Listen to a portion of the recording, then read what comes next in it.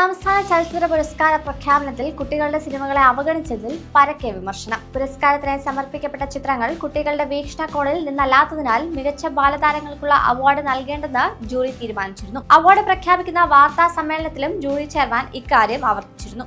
മാളികപ്പുറം എന്ന ചിത്രത്തിലൂടെ ശ്രദ്ധ നേടിയ ബാലതാരം ദേവനന്ദ ജൂറി ചെയർമാനെതിരെ കടുത്ത വിമർശനവുമായി രംഗത്തെത്തി. അവാർഡിന് അയച്ചിട്ടും പരിഗണിക്കാത്തതിൽ വിമർശനവുമായി സ്ഥാനാർത്ഥി ശ്രീകുട്ടൻ എന്ന ചിത്രത്തിന്റെ സംവിധായകൻ വിനേഷ് വിശ്വനാഥ്, നടൻ ആനന്ദ് മന്മഥൻ എന്നിവരും സ്കൂൾ ചലേ ഹം എന്ന ചിത്രത്തിന്റെ സംവിധായകൻ ശ്രീകാന്ത് ഇജിയും രംഗത്തെത്തി. കുട്ടികൾക്ക് നേരെ കണ്ണടച്ചുള്ളൂ, പക്ഷേ ഇവിടെ മുഴുവൻ ഇരുട്ടാണെന്ന് പറയരുതെന്ന് ദേവനന്ദ സാമൂഹിക മാധ്യമങ്ങളിൽ കുറിച്ചു. കുട്ടികളും സമൂഹത്തിന്റെ ഭാഗമാണ്. ഇനി വരുന്നൊരു തലമുറയ്ക്ക് നേരെയാണ് 2024 മലയാള സിനിമ അവാർഡ് പ്രഖ്യാപനത്തോടെ ജൂറി കണ്ണടച്ചതെന്നും ദേവനന്ദ വിമർശിച്ചു. സ്ഥാനാർത്ഥി ശ്രീകുട്ടൻ, ഗു, ഫീനിക്സ്, ARM അടക്കമുള്ള ഒരുപാട് സിനിമകളിൽ കുട്ടികൾ അഭിനയിച്ചിട്ടുണ്ട്. 2 കുട്ടികൾക്ക് അവാർഡ് കൊടുക്കാതിരുന്നുകൊണ്ടല്ല കൂടുതൽ കുട്ടികളുടെ സിനിമ ചെയ്യണമെന്ന് പറയാൻ ശ്രമിക്കേണ്ടത്. 2 കുട്ടികൾക്ക് അത് നൽകിയിരുന്നെങ്കിൽ ഒരുപാട് കുട്ടികൾക്ക് അത് ഊർജ്ജമായി മാറിയേനെന്ന് ദേവനന്ദ കുറിച്ചു.